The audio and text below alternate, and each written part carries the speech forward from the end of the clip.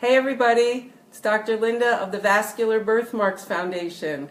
Welcome to our Facebook Live and also the launching of our VBF 2017 conference in Irvine, California. Send me a message so I know that you're on, because we're not sure that people are seeing us. I'm not seeing it on our website as live, so maybe it's not live yet.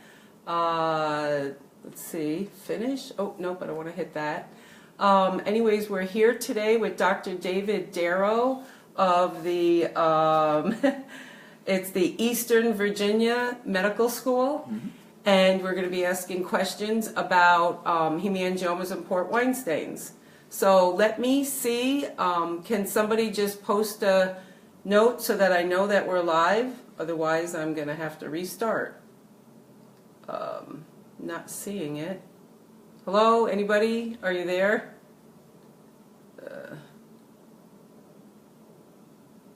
It's not showing up. Hey, great, Dana, Alcee, great to see you. I'm trying to, so it should be showing. Okay, I am live. All right, great. And I'm going to be turning this over to Dr. Darrow. I'm trying to find the feed on our VBF page, and I'm not finding it, but he can see the questions, and so can I. So welcome, Dr. Darrow. Good morning. And so this is Dr. Darrow, and not only is he our Facebook Live co-host today, he is the co-author of the first internationally used guidelines for the diagnosis and treatment of infantile hemangiomas. He's also an expert in port wine stain, gum, and dental issues, so you can ask those questions.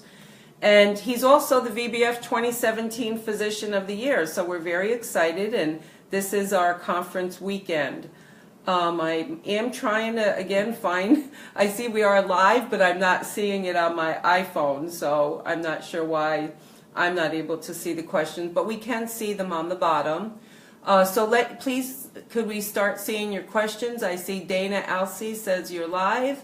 Thank you. And Lauren Sheehan is saying hello. So please, we have only 1 hour. Let your questions start coming in. And these can be regarding even port wine stains. Port wine stains, hemangiomas. It usually takes like a minute for us to start seeing the questions come in, and then they come in pretty quick. I'm on here trying to see this. Shall I give them a little background? Yes. Yep, go ahead. That's a good idea. So just to give you some background about who I am and what I do, I initially trained as a dentist and come from a family of dentists, but then left dentistry for medicine and became interested in vascular anomalies. So your dental questions regarding port wine stains, I will try to answer as best I can. We have currently the only paper in existence on port wine stain abnormalities in the oral cavity. Our data are fairly limited, but we'll try to give you any recommendations we can. As far as the hemangiomas are concerned, we did author the AAP, the American Academy of Pediatrics clinical report on hemangiomas. Again, I'm not a dermatologist, but I do have a vascular anomalies clinic that I run along with 2 colleagues in plastic surgery and dermatology. So that's sort of my background, and I'll try to take your questions. Yeah, we have our first one from Dana. Her daughter has a V2. She's 14 months old. Would I be able to now see if the port wine stain was inside her mouth? The answer is that over time, as you know, port wine stains become a little more intense, darker in color, and can thicken over time. And what we find is that almost exclusively, only the V2 distribution hemangioma, port wine stains seem to affect the teeth and gums. I would expect to see higher likelihood that the gums may become involved over time. And in our study, we found that the staining of the gums was the first finding that would suggest some other changes in the mouth. For example, displacement of the teeth or an unevenness of the bone as it grows. So you should hook up with a pediatric dentist that can keep an eye on these things and can watch for any changes in the staining of the soft tissues, and then watch as the bone grows. Okay, so next one, Daniela wants to know what causes hemangiomas. Well, that's a great question, and still is really not, we don't know for sure what the etiology of hemangiomas is, but it's thought that the hemangioma growth comes from a stem cell, what we call a pluripotential stem cell, that is involved in in forming blood vessels, and that something makes those stem cells migrate to certain locations, and at those locations there are certain conditions that make those stem cells grow, and among which are tissue hypoxia, that is a shortage of oxygen at those sites. Which is why we think low birth weight babies and premature babies have a higher risk of having hemangiomas than others. But there's still a lot of research going on, and the jury's out. We'll kind of update you as that research comes in. Okay, so Lauren wants to know how can they find a dentist that would understand these? And she doesn't say where she's from, but we get those questions from all over the world. Yeah, I wish I could answer that question better. One of the purposes of our study was to get word out to the dental community about port wine stains and the changes that can occur in the mouth. The interesting thing is we submitted that publication to several dental journals, and they weren't interested, and eventually it got published by the Journal of the American Academy of Dermatology, so clearly the dermatologists are interested. I have started to educate in my old dental school, and I'm hoping to do that around the country to educate dentists about vascular birthmarks and specifically port wine stains. But for now, I don't have specific recommendations. I don't know that Linda has any specific dentists on the website, but that might be an area that the VBF can work on, and we'll try to get a database of dentists that can help you manage these port wine stains. Right, and that was Alicia's question, you know, like, can VBF do it like we do lasers? We have no idea other than Dr. Darrow, and there is a doctor in Boston that we know about, but those are the only two that we know. And I would love to try to work with the American Academy of Dentistry and see if they can actually help us with putting this list together to see people who would at least be willing to examine. So that's a great question. And Lisa Bianchi, our social media expert, should be on. And Lisa, if you could just post that you're on, and also let me know, because I'm not able to pick up the live feed. We're on my iPad. I'm not able to pick it up on my iPhone, so I'm wondering if other people aren't able to pick it up on their iPhone as well. So Lisa, if you're on, if you could just help me to, not seeing it on my iPhone, but like I said, it's on. Oh yeah, hi Lisa. I'm not able to see our live thing on my iPhone. I'm seeing it on our iPad that we have right in front of us, but I don't see it on my iPhone. I don't know why, and that's normally where I read the questions from. So it's just not showing up. For the moment, if there are people whose dentists are not comfortable managing port wine stains or don't really understand the impact of port wine stains for children, I'm happy to speak with your dentist personally, and you can find my information on the VBF website. That's a great idea. And we have Dr. Darrow's email, which is birthmark.org/Darrow, DARROW. So that's how you can get a hold of him directly through VBF. That's birthmark.org/Darrow, DARROW. Thank you so much for all the information. Now I understand where hemangiomas come from. So that was a thank you to you from Daniela. Thank you, Danielle. Yep. Flip the iPad. Okay, she wants us to flip the iPad. Okay. That's trickier because now Yeah. the text is the wrong Yeah. way. Yeah, well, we have to keep it this way, Lisa, because... You're stuck with me. I'm not as Yeah. good looking as No, Linda that's is, but- fine. It's the only way we can really see the questions. So we have that little... Is genetic testing, can it confirm whether it's really an AVM? What does a RASA1 mutation have to do with vascular birthmarks? So the RASA1 mutation, or RASA1 mutation, is one that has to do primarily with AVMs. I'm imagining that you're speaking about a friend or relative that has an AVM. The AVM, confirmation that a lesion is an AVM is really not done genetically. It's done clinically, and it's done based on a combination of studies, but usually angiography. And that usually is enough information to confirm it. You can, if you didn't want to do an angiogram, you can do an initial Doppler ultrasound study that would at least give you some indication of what the flow through the lesion is like, and then ultimately angiography should be able to confirm that it's an AVM. There are patients with AVMs that don't have any genetic abnormalities, so that genetic testing really is not the definitive way to establish that a patient has an AVM. So I hope that answers that question. Okay, let's take your questions, everybody, on hemangiomas and port wine stains. We do have a time difference, so I noted it out there several times that we're on Pacific Coast time. My daughter undergone genetic testing and the result was uncertain. That's why me and my husband has to undergone with the genetic testing too. Okay. Yeah, I assume you mean genetic testing for RASA1, and again, that I'm not sure who is managing your child and your situation, and I'm not sure how that would definitively answer the question. But I think the important thing, if you're trying to make the diagnosis of what the lesion is, it's more the imaging than it is the genetic testing that would answer that question.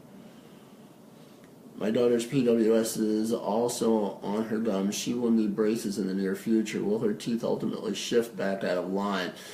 So, due to the increased blood flow. So there's several things to answer in that. First of all, the issue doesn't seem to be increased blood flow, and there are studies that show that is not really the reason that people get overgrowth of soft tissue or bone in the areas that the PWS is present.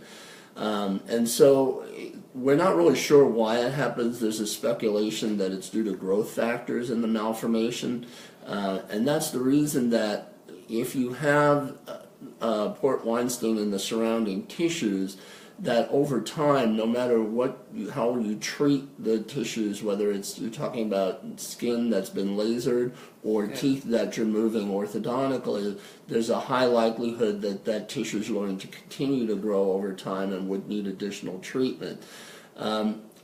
I don't have any objection to somebody intervening with orthodontics early to try to get the teeth into shape, but she may need maintenance with a retainer or something along those lines. And sometimes, if the asymmetry of the jaw is significant, they may actually require surgery at some time to actually get the jaws more even. But if the orthodontist feels that they can intervene early and make some changes now that can be retained over time, that probably is worthwhile doing. Oftentimes, if the child's under age 6 and there are no first molars in place, this becomes more difficult because there are no teeth to put brackets on. So I'm not sure how old your child is, but that may make a difference as well. Okay, so also any questions on vascular malformations of the dental cavity, the airway, hemangiomas? We're taking them now. We're live with Dr. Darrow in Newport Beach, California. We are on Pacific Coast time, so I hope that everybody adjusted accordingly. So Lauren just sent a question saying, can you discuss treatment for the lips specific to debulking and when and how this is to be determined? Good question. Yeah, this is a difficult question to answer. In vascular malformations, as a rule, the need to intervene, and again, this isn't for all. Some are obviously more serious than others, but the need to intervene is based on what kind of functional problems the malformation is causing and what kind of cosmetic problems the malformation is causing. If you have a lip that is bulky as a result of a port Weinstein, then the question is, what are we trying to accomplish? Are we trying to make the lip look better, or is there some functional problem where the lip has become so large that it's difficult to retain saliva? So in these situations, it becomes sort of a personal decision on when to intervene for the lip. The unfortunate thing is that when you debulk the lip, often the overgrowth can recur over time, and the more you debulk it, the more risk there is of leaving a little bit of numbness in the lip with the resection. It certainly can be addressed surgically. Many of us do this kind of surgery in our practices. But I think the answer about when to intervene becomes sort of a personal one, and it should be discussed with whatever surgeon is going to help you manage that. So another question from Victoria is about Kaposi form of hemangioma endothelioma, which is a very complex and problematic form of hemangioma. And she wants to know if there's any more treatments besides using sirolimus. They keep having to stop her medication due to high cholesterol, and she's 6. Mm-hmm. So.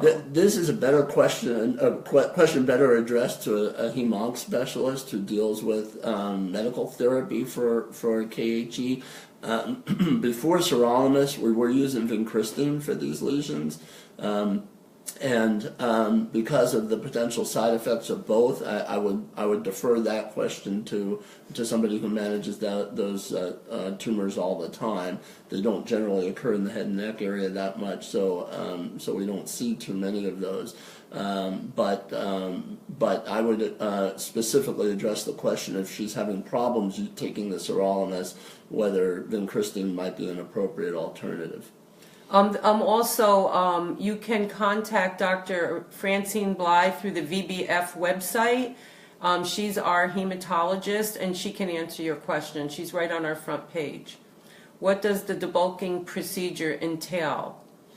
So usually the debulking involves an incision that we try to keep sort of toward the inside of the mouth, so it doesn't show. There's no scar showing on the outside, and we basically take a wedge of tissue and sort of roll the lip back in toward the oral cavity, and so you're basically taking a portion of the lip away, as you would think if the lip is significantly enlarged. So it's a procedure that helps, certainly cosmetically, and especially if you have a functional problem. If the lip is kind of droopy and you tend to drool through it, that's a procedure that can help a lot.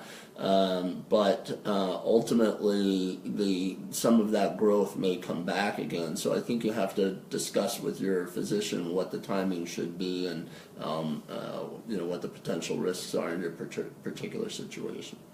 A big shout out to Jenny Legari, one of our former board members who's studying opera and singing and performing in Italy. We're happy to see you on here, Jenny. Hopefully you found somebody to treat your port Weinstein, but welcome. So Tracy Laurelyn Ann said her daughter had an MRI of the brain 3 years ago. She's been cleared from AVM, but her doctor resigned.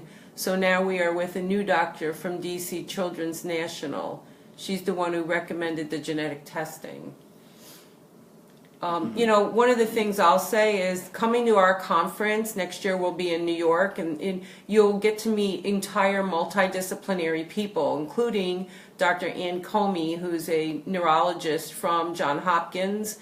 And so every type of vascular anomaly, we usually have somebody at our conference that can help.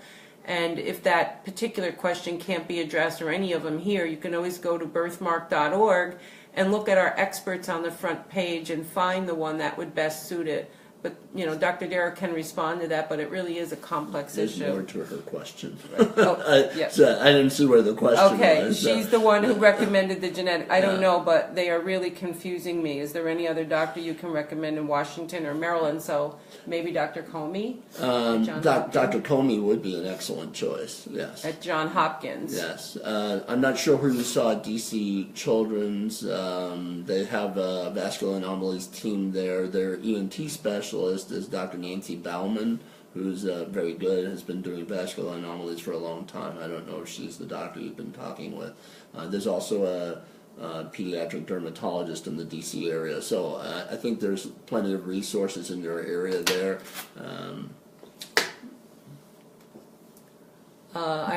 Okay. Thank you, Lauren. Big shout out from Lauren about the conference. Yes, and we have over 300 people attending this weekend. We have 156 clinic appointments, so it's going to be a crazy but amazing. Nicholas said, you mentioned a horizontal excision. How about the vertical excision of the lip? When do you do vertical excisions? That's a big question, and I think the answer to that would be when the lip is there's two ways that the bulk can show up in the lip. One is if the lip is generally too large in all of the, from one side to the other. The other is when it really starts to sag. If you start to see, if there's so much enlargement that the lip is drooping, then the lip becomes excessively long and would need to be shortened. So what a vertical incision allows you to do is shorten the lip, but it doesn't take the bulk necessarily out from one side to the other. It will just shorten it from one side to the other. If you're trying to debulk it in a more diffuse way, from all the way from one corner of the mouth to the other, you would need to do that with a horizontal incision that would allow you to get all of that tissue out. Sherry has an interesting question. So she wants to know if CMTC, which is cutis marmorata telangiectasia congenita, and diffuse capillary malformation can be confused. Yes, they certainly can, especially early on. We see many of children who have sort of a relatively light port wine stain that might have little areas that were less involved, and that can give you the same reticulated appearance as CMTC. But with CMTC, you would also expect to see some other changes like tissue atrophy that might give you a clue that that's what's going on. But over time, you should be able to tell that difference. Yeah, we're getting a lot of questions now. So the conference is on the East Coast during even years next year. Look for it in New York City. Lauren wants to know, how does the PDL impact port wine on the lips? Like what effect does it have? Yeah, so port wine stain, so if you're talking about the red part of the lip, it can help take the color out, but you have to be more cautious because you can actually decrease the pigmentation of the lip if you overdo the treatment of the port wine stain with the laser. So that becomes an experience thing that you just have to monitor and maybe watch your settings on the laser. In terms of thickness of the port wine stain, thickness of the lip, it shouldn't really impact it at all, unfortunately. All right, well, we have a great question from Ryan. Her daughter has a vascular malformation of the lip, gum, tongue, cheek. Her dentist discovered that all her teeth roots are dissolving. Her adult teeth to have a floating in their gums. Have you seen this before? They've never seen it. They don't know what to do. She's 7. Okay, well, the first and most important thing would be to find out what kind of vascular lesion we're talking about. It certainly doesn't sound like this is a hemangioma, and if it's eroding structures, you'd be concerned that it might be an AVM. Also, we've seen many cases where something is considered to be a vascular malformation, and it turns out it's actually something else. So I would be seeing your physician and being sent to an appropriate vascular anomaly specialist in your area to take care of that particular problem, of making a diagnosis on it, and then addressing secondarily the effects that it's having on the teeth. And she could contact birthmark.org, and we have the Find a Doctor button, and find out what vascular anomaly specialist is closest to you. Jojo wants to know if PDL lasers are effective for a venous malformation. Pulse dye lasers generally are not effective for venous malformations because they are more venous lakes, and you need deeper penetration than the pulse dye laser will offer. We use Nd:YAG laser. It's another type of laser to address venous malformations. There are various iterations of that particular laser, and somebody with experience in venous malformations would be able to treat that. I should add that the venous malformation, that will still only treat most of the surface of the venous malformation. If you have to get deeper into a venous malformation, there are other therapies for that. And Sherry wants to know about her 5-month-old who was diagnosed with CMTC by a dermatologist. Should she go to a vascular anomalies team for that? Well, I think this is all a confidence level that you have with your dermatologist and what their pediatric experience is. I think most dermatologists who have a good pediatric training should be able to identify CMTC. But my opinion is it never hurts to get a second opinion. It never hurts my feelings when somebody goes to see somebody else. And if you have concerns that maybe it's not appropriately diagnosed or you haven't gotten the information that you feel you need to manage this in the future, then by all means see a vascular anomalies team or specialist in your area. And Nicholas has another follow-up question. He says, when you're doing the horizontal and vertical excisions, which one do you do first? Do you first do the vertical and then the horizontal, or can you do them at the same time? Well, I would generally want to shorten the lip first. I think the important thing is to get the lip to the right length and then make the secondarily debulk it. I don't like to do them at the same time. I think that's so would that be the vertical first? So vertical first would be what I would do. That's your approach. And then, and then the horizontal. And Lauren wants to know which specialist would do the lip debulking. Like, how do you know how to find that kind of specialist? Well, that's a good question too, and I think there are various specialties that do these, mostly probably plastic surgeons and ENT surgeons. Again, I think you would pursue that mostly through the VBF website. You can contact the surgeon in your area who does vascular anomalies and see if it's somebody who's comfortable doing lip debulking. All right, Stacy has a 2-year-old who has a hemangioma between her eyebrows. It's not changed for over a year. They tried propranolol and timolol and it didn't help. Would she benefit from laser? As my consultant said, the next step is to see this plastic surgeon around 5 years old. So, if first of all, again, making sure that we know we're dealing with a hemangioma, but it sounds like everybody in this situation is pretty sure. At age 2, you should have gotten most of the whatever benefit you're going to get from propranolol, and so doing additional treatment probably doesn't make sense. If the lesion truly is not changing and you're not seeing any involution at all, depending on the condition of the skin and the appearance of the lesion, we would probably just go ahead and take it off if it's a bulky hemangioma.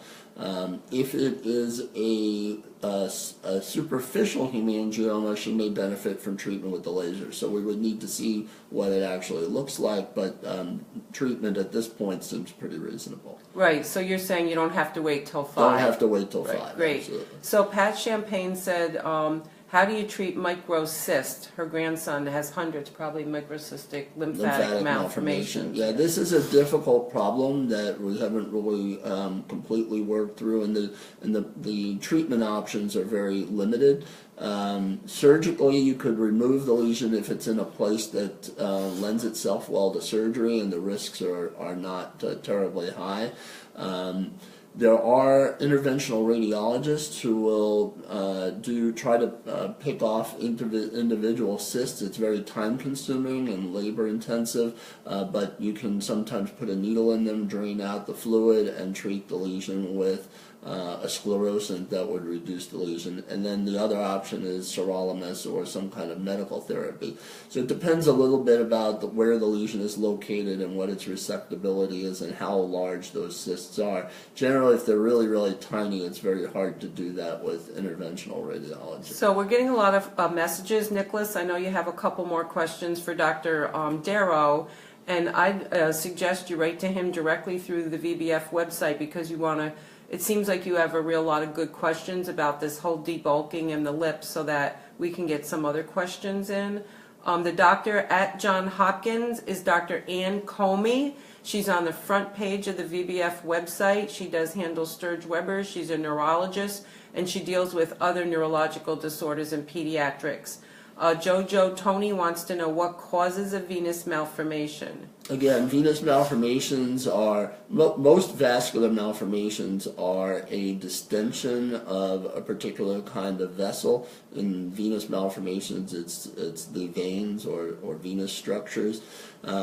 We don't know what causes them in all cases. We do know that there are genes that are responsible for this. The type 2 gene is probably the most the gene that's received the most attention in terms of research, but there are malformations, venous malformations that occur in patients that don't have that mutation. So we don't know in all cases. There is, again, active researching going on in terms of the causes of venous malformation. Diana says that, does having a stain on the gums imply some degree of malformation, hypertrophy, or dental involvement? Will it happen? How will you know? Can adult teeth erupt irregularly?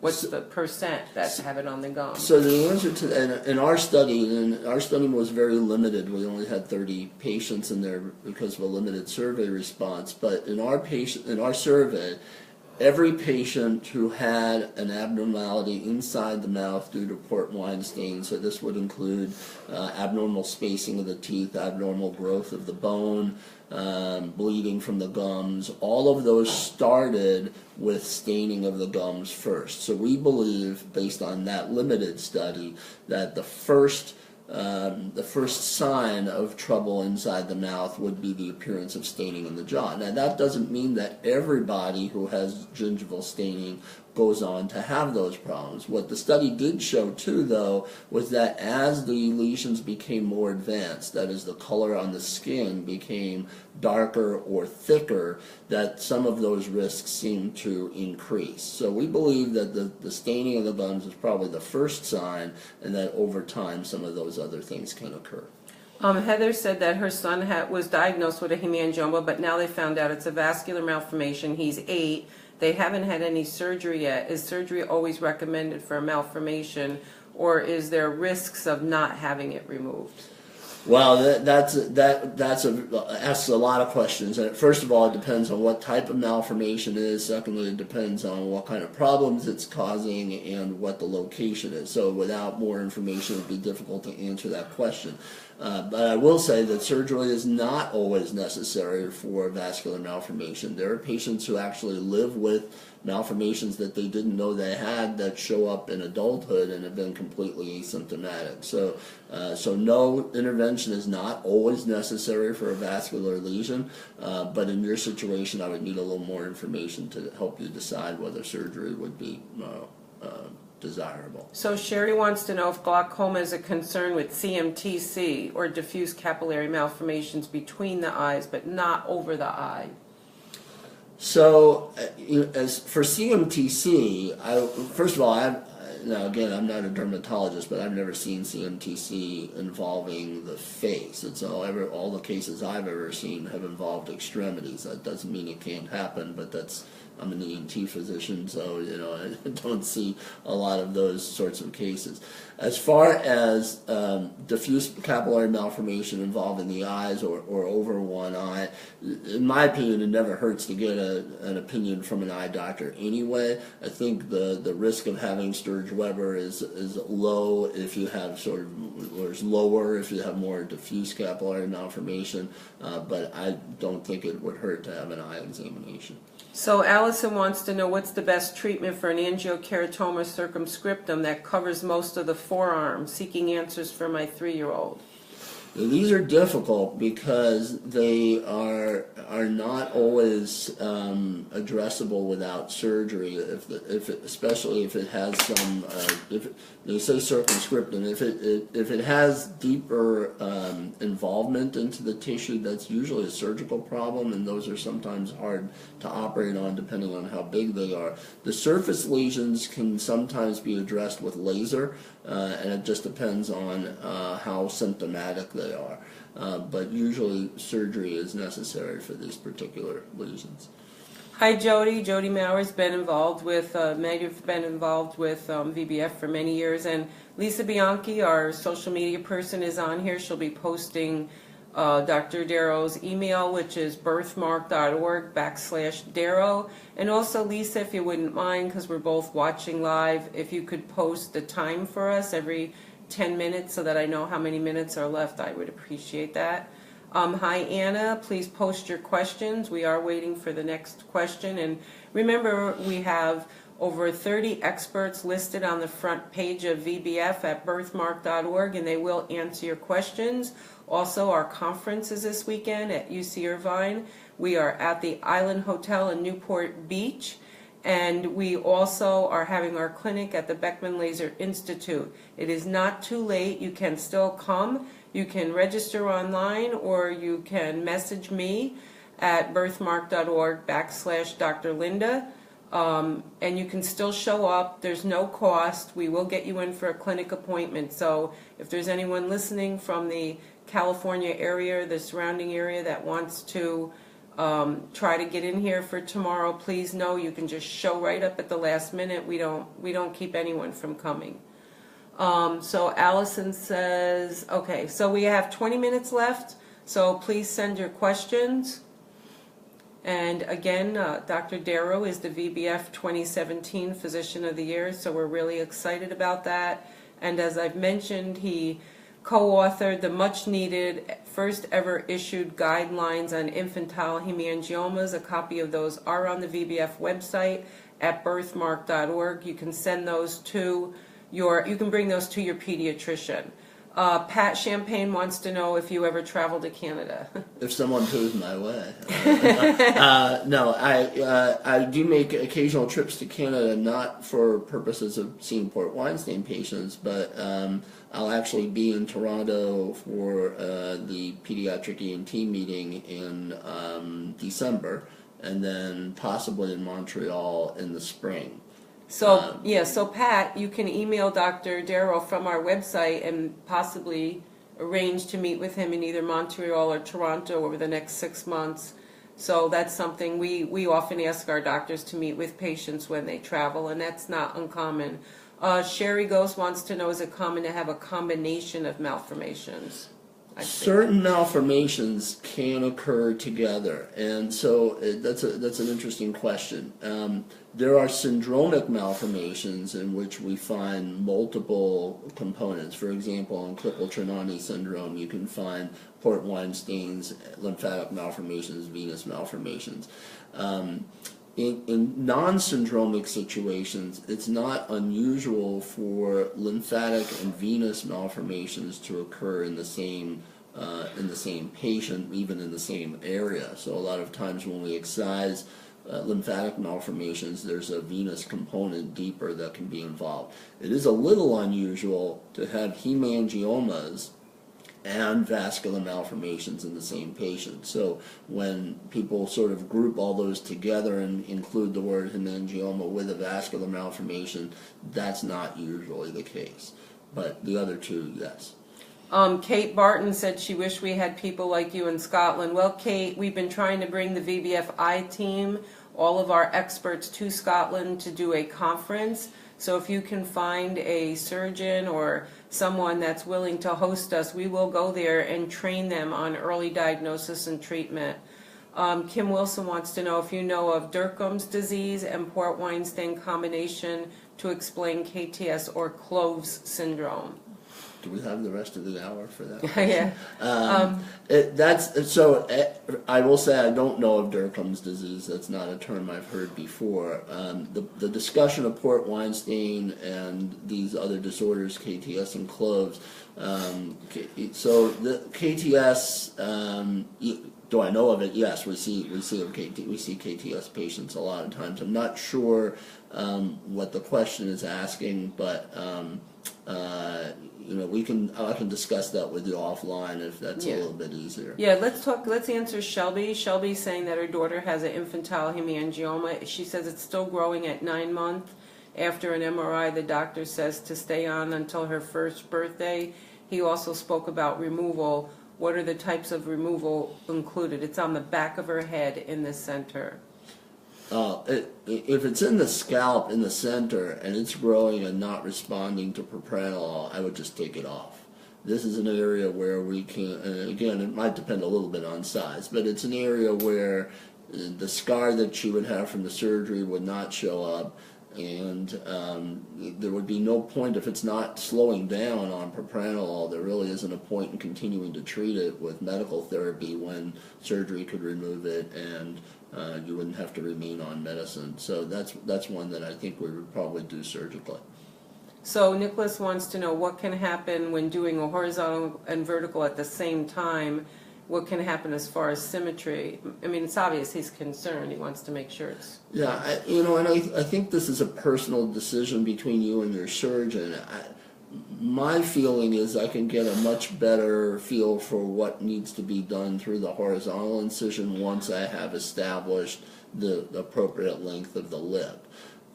So, for me, it usually would be a two-stage procedure. You may be with a surgeon who's done, a few hundred of these and is very comfortable doing both at the same time and has the results to prove it. And if so, you might want to ask for some photos of patients he's taking care of to see, or she's taking care of, to see if those are the kinds of results. But in my hands, it would be two stages. So Kim, regarding the painful lipomas and trying to find out what you have, you'd really need to get some good imaging, a good workup, and you can email it to Dr. Weiner, or we have a doctor in Texas who's on our website who's a lymphatic malformation expert. You can email me, Dr. Linda, and I can put you in touch with them. Shelby Mitchell said, should I ask for removal? That's the mom who said it's, on the back of the head. Yeah. That's what I would do. Yeah. Again, I'm saying this with no photos, right, and without having seen your child, but assuming and she can that, email you. Yeah, if you want to email me some photos, I'd be happy to look at them and give you a recommendation for that. Yep. So that's again birthmark.org/Darrow, DARROW. Sandy says, our hemangioma is hereditary. Our first grandchild was born with one, and second baby has one on her cheek. So if you think about it this way, hemangiomas occur in 5% of the population, which is 1 in every 20 babies. That's pretty common. And so it's not unusual in a family to see one child and have a hemangioma and a second one. And it may be that rate is even higher because not everybody who has one shows up to a dermatologist's office. So the studies that we have that show a rate of about 5% may actually underestimate how common hemangiomas are. That being said, there are some rare syndromes and genetic situations where hemangiomas can run in families. But for the most part, we don't usually see heredity being a major factor in the development of hemangiomas. And one of the things I tell all the mothers who ask me is, we can't say hereditary because we haven't found a gene. Right. But we can say familial when we see 3, 4, 5 people in a family, and first and second and third generations. Like my family, there were 7 people between my cousins, my nieces, nephews, and my sister, and my own daughter. So it can be familial, but that's not hereditary. Right. We want with 2 children, though, it's a little harder to come to any kind of conclusion, right, without going back a few generations and seeing who else might have had them. So I'm assuming we have about 10 minutes left to take a few more questions. Again, Dr. Darrow is answering questions on most vascular anomalies. His primary focus was actually getting those first-time ever guidelines published on infantile hemangiomas and on the oral, dental, and gum issues. Stacy said, I wish our NHS had the same outlook on treatment here in the UK. Yeah, unfortunately, we know that they're very... they delay treatment. We know that, and it's a shame. There's nothing we can do about it. Imad said his son is 4 years old, has a lymphangioma cystic on the leg, a big size. If I'm not doing any treatment, is that dangerous? He wants to know, not doing it. Well, it really would depend. Again, we've talked a little bit earlier about what the functional problems are that may be causing. And so, for example, if your child's having difficulty finding pants that will fit because the malformation is very large, or he's having impaired walking or some difficulties related to the malformation, those would be important things to address.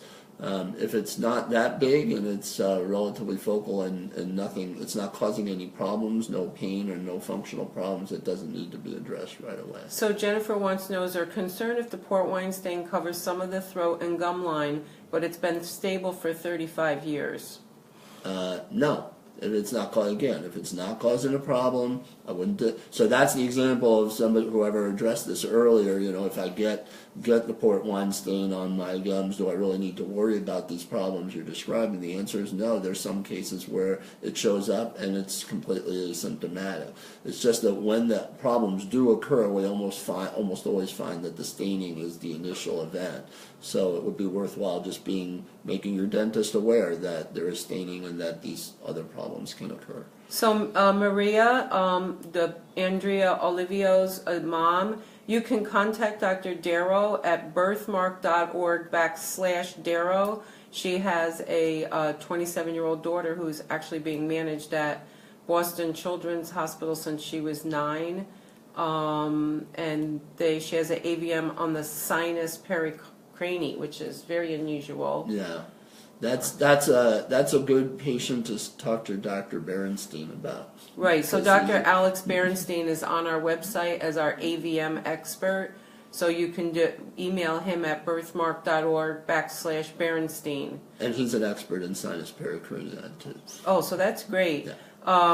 We have 4 minutes left. Unfortunately, our ENT has proposed a face transplant when my grandson is an adult. I'm wondering how doctors are addressing the mental effects on our kid. Well, first of all, Pat Champagne, this is Dr. Linda. If you could send me a picture, I can have Dr. Wayner and our team review it to explore other options before a face transplant is considered, because this is such a undocumented treatment protocol in our world, and some people do nothing and some people do a lot of things. It's better to have a couple of our doctors that are experts look at your son's case before you make any major decisions like that. And I'd be happy if you want to write to me at birthmark.org/Dr. Linda to get that case and have Dr. Wayner even look at it tomorrow at the conference. If you want to send me pictures and his MRI, I can get Dr. Wayner to look at that tomorrow, okay?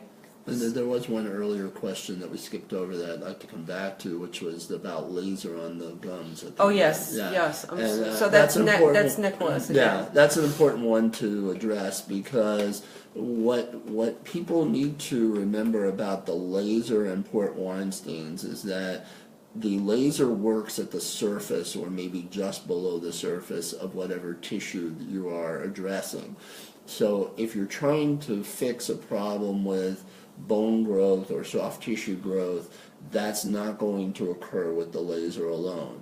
The only value of using the laser on the gums would be if there was a significant cosmetic component. So, for example, if a patient smiled and you have a port wine stain that affects one side and not the other, and you don't like the asymmetry of how the soft tissue looks, you might go ahead and treat it. But otherwise, there's not a whole lot of value in treating the gums.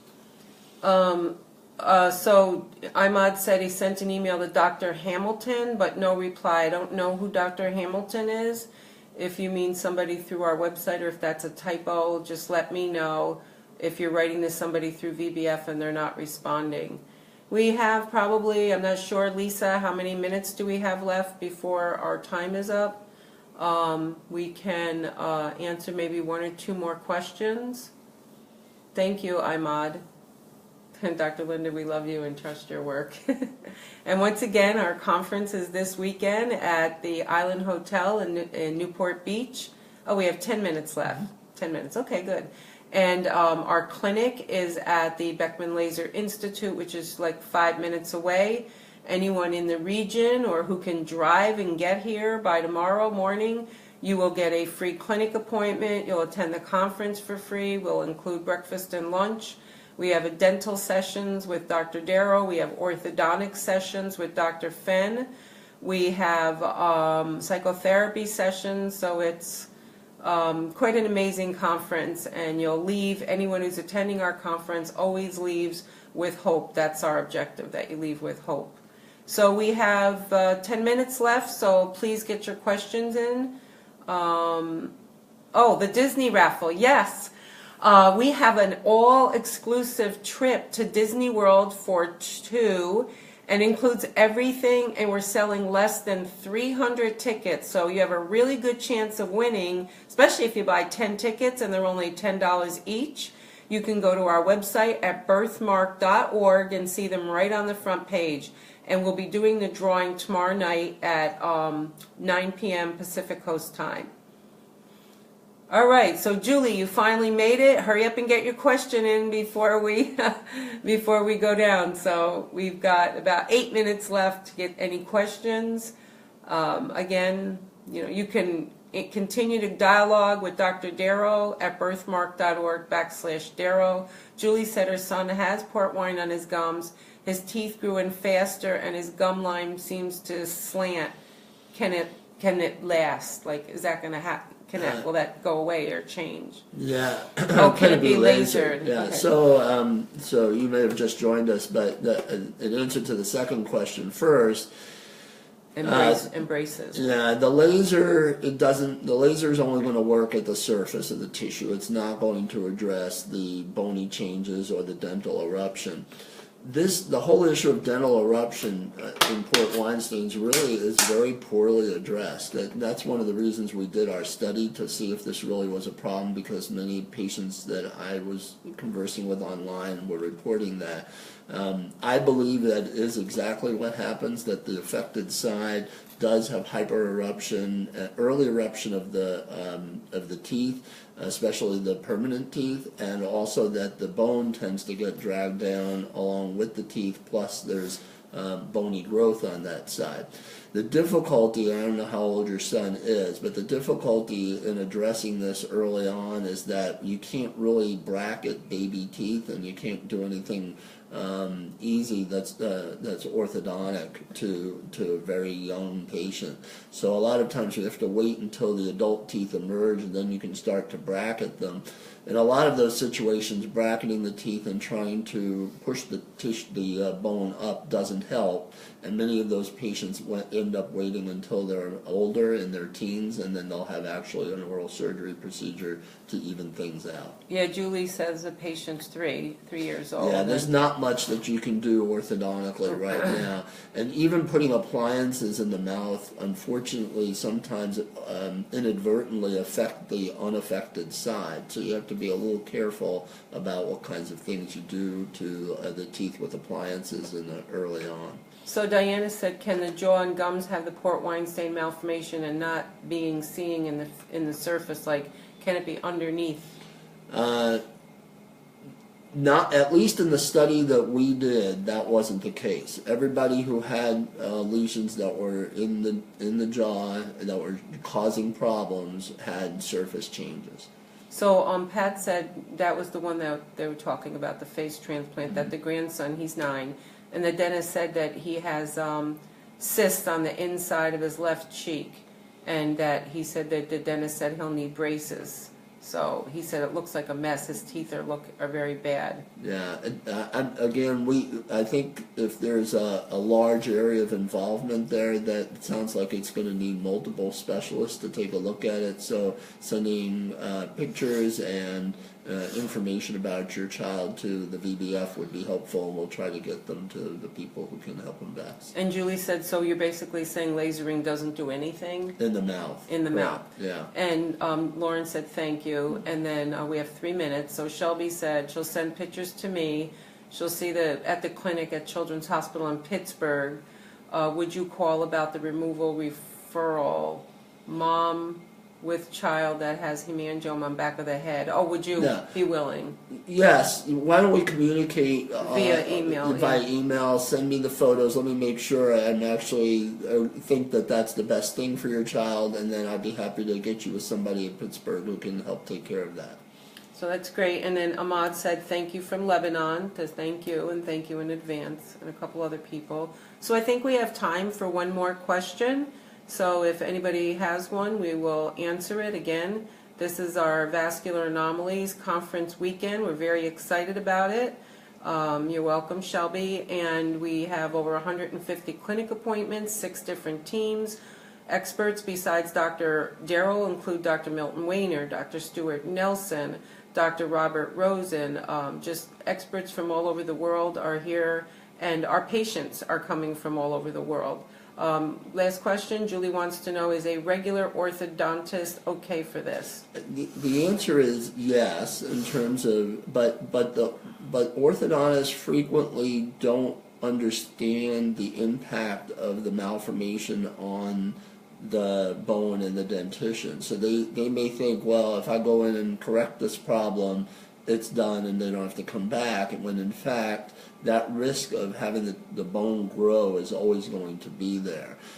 So while I think you could go to a general orthodontist to address this, it would probably be best if that orthodontist at least spoke with a vascular anomalies specialist who could educate them a little bit about what the prognosis is for the bony tissues and the teeth in that area. Okay, well, we're going to wrap it up, and I want to thank Dr. Darrow. I'm going to say goodbye to Dr. Darrow, and I'm going to sign us out, so thank you. So here I am again, Dr. Linda, and you're all very welcome for this session with Dr. Darrow, who's not only the co-author of the American Academy of Pediatrics Phenomenal Guidelines on Treating Infantile Hemangiomas, but also a dental and oral cavity expert. We thank you all. You can share this video, you can re-watch it, and re-listen to his answers to questions on treating the dental issues and gums and other hemangioma and port wine and vascular anomalies questions. Stay tuned for more Facebook Live sessions that we have coming up in the next few months.